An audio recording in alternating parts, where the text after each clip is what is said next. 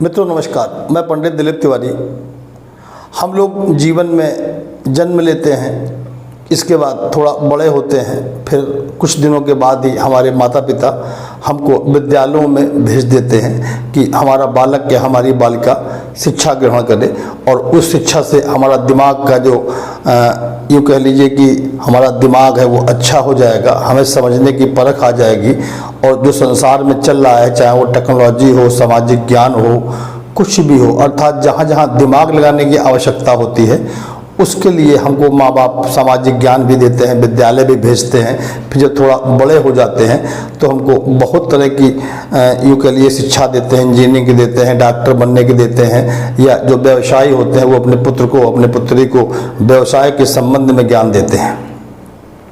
चूँकि हर माँ बाप की इच्छा होती है कि हमारा बालक या बालिका जीवन में कुछ करे और वो कैसे करे, कितने अच्छे से करे, उसके लिए उसको अनुभव दिलाने के लिए तरह तरह का ज्ञान या तरह तरह के प्रैक्टिकल कराते हैं। यूँ कह लीजिए कि हम अगर व्यापार करना है तो हमारा व्यापार छोटा है या बड़ा है तो हमें व्यापार करने के लिए किसी दूसरी दुकान में या प्रतिष्ठान में हमको कुछ दिन काम करने के लिए भेज देते हैं, या हमें हमारा माता पिता चाहते हैं कि मेरा बच्चा डॉक्टर बने, उसके लिए पूरी तैयारी कराते हैं, हाई स्कूल इंटर के बाद कोचिंग कराते हैं। अर्थात कहने का तात्पर्य यह है कि हर माता पिता अपने बच्चों के जीवन को सुखद करने के लिए बहुत तरह तरह के ज्ञान अर्जित कराते हैं। लेकिन कुछ लोगों के जीवन में ऐसा होता है कि उन्होंने जो भी ज्ञान प्राप्त किया वो ज्ञान उनके जीवन में कभी भी नहीं फलीभूत हो पाता है, अर्थात जो उन्होंने पढ़ाई की होती है वो उनके जीवन में कभी काम नहीं आती। और कुछ लोगों को आपने देखा होगा कि बहुत अल्प अवधि में उन्होंने शिक्षा ग्रहण कर ली और वो शिक्षा उनके काम आ गई। तो अक्सर जैसे कि लोग पूछते हैं कि सरकारी नौकरी हमारी लगेगी कि नहीं लगेगी। अब चूंकि हमारे भारत देश में सरकारी नौकरियां कम हो रही हैं, प्राइवेट सेक्टर का ज़्यादा बोलबाला है, तो हम प्राइवेट सेक्टर की बात भी करें, सरकारी नौकरी से तुलना करें तो ये लगता है कि अच्छी प्राइवेट नौकरी हमें मिलेगी कि नहीं मिलेगी। अब चूंकि आप चाहे सरकारी नौकरी करते हो या प्राइवेट नौकरी करते हो तो ये तो आप समझ ही रहे हैं कि अगर आप नौकरी करने गए हैं तो इसका मतलब जो आपने शिक्षा ग्रहण कर ली है उसी शिक्षा के आपको जब फल मिलेगा तो आपको नौकरी मिल जाएगी। अब हम अगर व्यवसाय की बात करें तो व्यवसाय में तो खैर आपने बहुत लोगों को देखा होगा कि उनकी शिक्षा बहुत कम रही है, लेकिन उनका घर का जो व्यापार था वो अपने पिता या दादा के साथ, परिवारजनों के साथ व्यापार की सीट पर बैठते रहे और अपने पिता को, अपने घर वालों को डील करते हुए कस्टमर से देखते रहे, थोड़े तरीके भी सीख लिए और वो सफल व्यवसायी भी बन जाते हैं।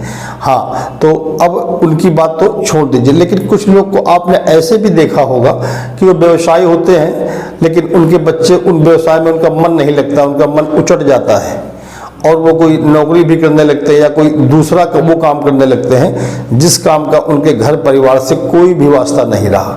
तो हम कहते हैं कि लड़का हमारा थोड़ा घर से अलग हो गया, चला गया। तो सब मिला के जो मैं आपको इतनी बातें बता रहा हूँ, इतनी बातें बताने का केवल मेरा मकसद और अभिप्राय ये है कि जीवन में जो हमने शिक्षा ग्रहण करी या जो भी कर्म करे वो हमारे काम आएंगे कि नहीं आएंगे। अब सरकारी नौकरी की बात आती है, बहुत से सूत्र ज्योतिषी गणना के हिसाब से आपको बताए जाते हैं। आप बहुत सारे सूत्र पढ़ते भी हैं, देखते भी हैं, लेकिन अक्सर आपने देखा होगा कि वो सूत्र हमारे काम नहीं आते। अर्थात जो हमने पढ़ा है कि फलाने लगन या सूर्य कितनी डिग्री की होगी, सूर्य कहाँ बैठा होगा, या और भी बहुत से सूत्र होते हैं। अनेक लोग ज्योतिषी लोग सूत्र बनाते हैं, कुछ सूत्र हमारे ऋषि मुनियों ने भी बनाए हैं, लेकिन जब हम उन सूत्रों को देखते हैं तो उन सूत्रों के हिसाब से हम सूत्र तो पता है लेकिन वो फलित होते हुए नहीं दिखते। अर्थात हम किसी की कुंडली देख के ये बता नहीं पाते कि इसकी सरकारी नौकरी लगेगी या नौकरी अच्छी नौकरी लगेगी कि नहीं लगेगी। अक्सर ऐसे लोगों के सूत्र गलत हो जाते हैं। तो इस तरह के लोग सवाल हमसे पूछते रहते हैं, तो उसी के संदर्भ में मैंने सोचा कि क्यों ना कुछ अपना अनुभव बताया जाए। जो मैं 20 साल से ज्योतिष का काम कर रहा हूँ, आप भी उस अनुभव को देखिए। जो ज्योतिष प्रेमी हैं या ज्योतिष विद्या में रुचि रखते हैं या पढ़ाई कर रहे हैं या नए बच्चे हैं, वो भी इन फार्मूलों को देखिए और देखिए कि जीवन में कैसे क्या हो रहा है। और कुछ लोग इस तरह की बातें कर सकते हैं कि शायद फार्मूला हमें कहीं दिखा नहीं, कहीं हमें किताब में लिखा नहीं। तो मित्रों मैं आपको एक बात बता दूं, ज्योतिष एक समुंदर है। समुंदर क्या, आप कह लीजिए कि एक आसमान है जिसका कोई अंत नहीं है। और अगर हम ये कहते हैं कि पहले किसी भी ऋषि मुनि ने कोई पुस्तिका बनाई या कोई काव्य लिखा, कोई ग्रंथ लिखा, अगर सब कुछ वो सही होता तो इसके बाद भी हम नए नए ज्योतिषियों की किताबें क्यों पढ़ते? सब लोग उसी से पढ़ लेते।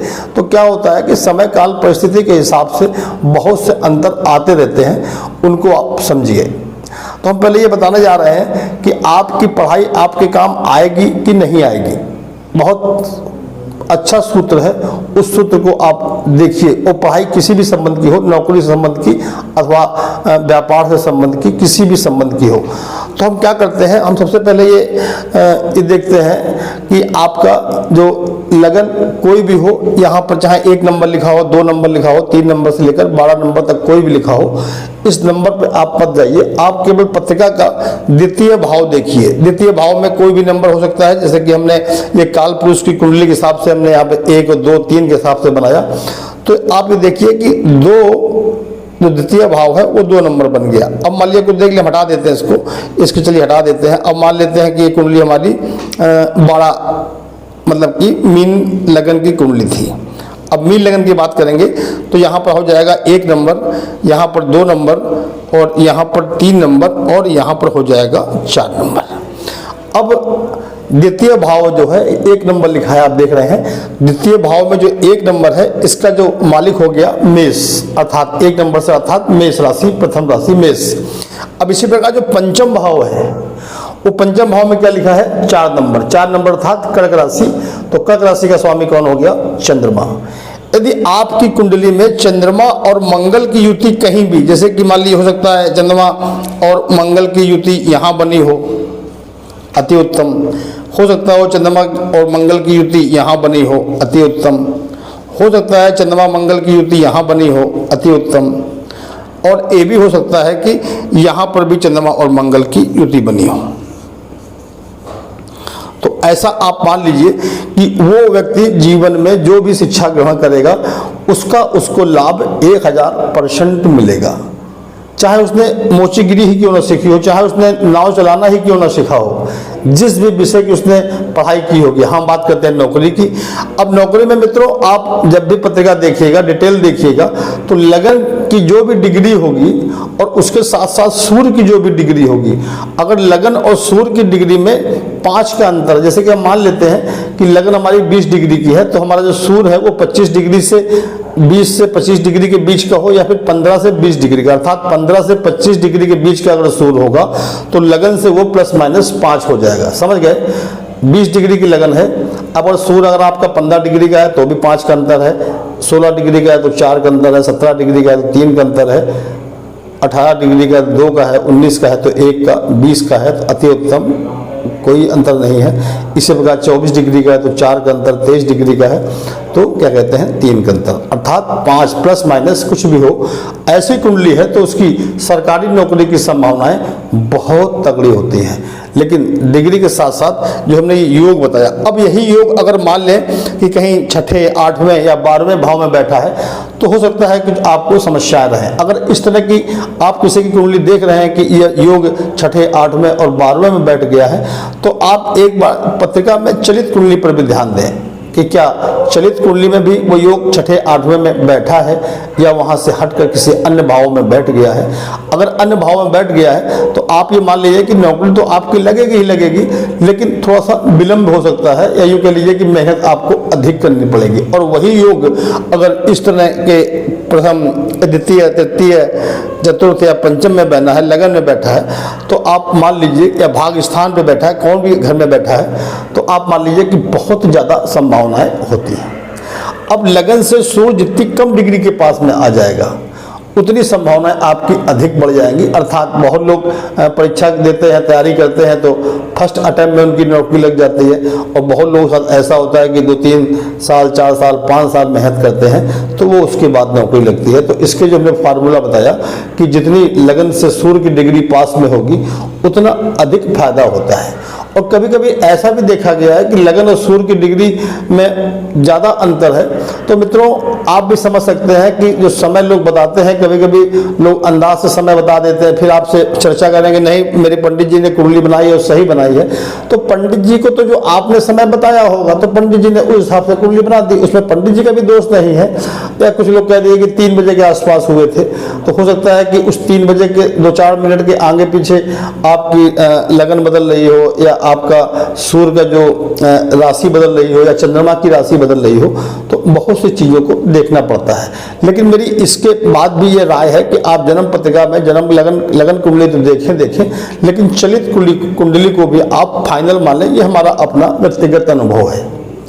अक्सर लोग आपको तरह तरह की बातें बताएंगे, लेकिन आप अगर ज्योतिष प्रेमी हैं, ज्योतिष सीख रहे हैं, तो आप इस बात का गौर करिएगा, देखिएगा कि ऐसे बहुत सारे योग आपको देखने में मिलेंगे। जैसे कि तलाक का योग है, आपकी लगन पत्रिका में नहीं दिख रहा है, हम नहीं बता पाए, लेकिन जब आपने चलित कुंडली देखी तो उसमें तलाक का योग दिख रहा है, और आपने देखा उसके जीवन में तलाक योग हुआ भी था, या होने की संभावना है, या हो चुका है। तो चूंकि आपने केवल जन्म लगन कुंडली देखी और चलित कुंडली पर ध्यान नहीं दिया। तो मित्रों, अगर आप ज्योतिष सीख रहे हैं या ज्योतिष प्रेमी हैं तो इस बात का अवश्य ध्यान रखें। और फिर अगर मान लीजिए कि वही योग आपके नवमांश कुंडली में भी दिख रहे हैं जो कि चलित कुंडली में थे, तो आप उस पर 100% की मोहर लगा सकते हैं कि हाँ, ऐसा होगा अवश्य। और यदि कोई ऐसा फैक्टर बन रहा है कि नवमांश कुंडली में नहीं दिख रहा है, केवल चलित कुंडली में दिख रहा है, तो कभी कभी क्या होता है कि जो योग होते हैं वो थोड़ा सा धूमिल भी हो जाते हैं। अब इसके बाद हम बात करते हैं कि अब चलिए, हम मान लीजिए पढ़े लिखे अधिक नहीं थे, हमने कोई शिक्षा कोई विशेष नहीं कर पाए, हम बहुत से ऐसे योग थे हमारी कुंडली में थे, या हमारे घर की आर्थिक कोई परेशानी रही हो जिसकी वजह से हम पढ़ाई नहीं कर पाए, तो क्या हम क्या करेंगे, या पैसा आएगा कि नहीं आएगा। उसके लिए मित्रों, आप सबसे पहले आप देखिए कि एक जो हमारा अपना फार्मूला है, वो फार्मूला ये है कि यदि आपकी पत्रिका में जो 11वां भाव होता है, इसको मैं जरा 1 मिनट साफ कर लूँ।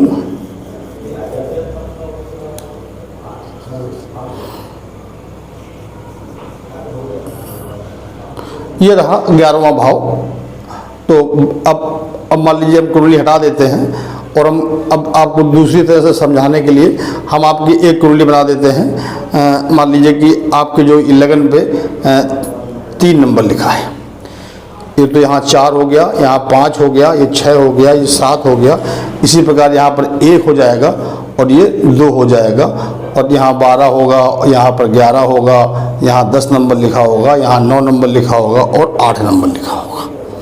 आपकी पत्रिका में किसी तरह से भी 11वें भाव के स्वामी और द्वितीय भाव के स्वामी का अगर कहीं योग बन रहा है, तो आपको जीवन में बहुत अधिक परेशान होने की आवश्यकता नहीं है।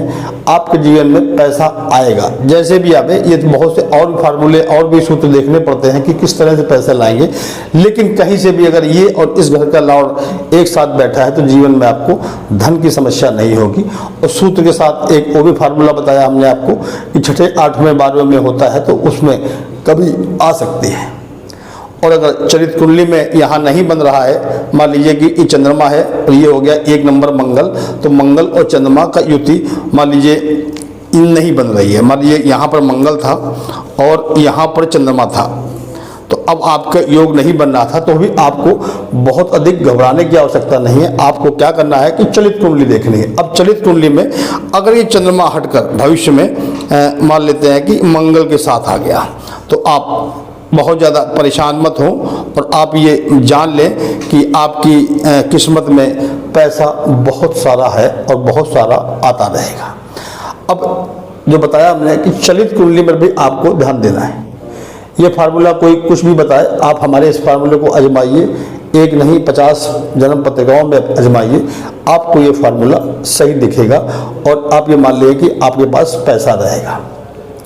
अब हो सकता है कि हम मान लेते हैं कि इस कुंडली में योग नहीं है, तो हम क्या डर जाएं या ये सोच लें कि अब का मेरा पैसा नहीं आएगा? नहीं मित्रों, कभी कभी क्या होता है, किसी की जो पत्रिका होती है उसमें लगन पत्रिका इतनी मजबूत नहीं होती, क्योंकि अक्सर कभी कभी ऐसा भी हो जाता है कि समय में कोई अंतर आ गया 5-10 मिनट का, तो हो सकता है लगन हमारी दूसरी हो जाए। हो सकता है।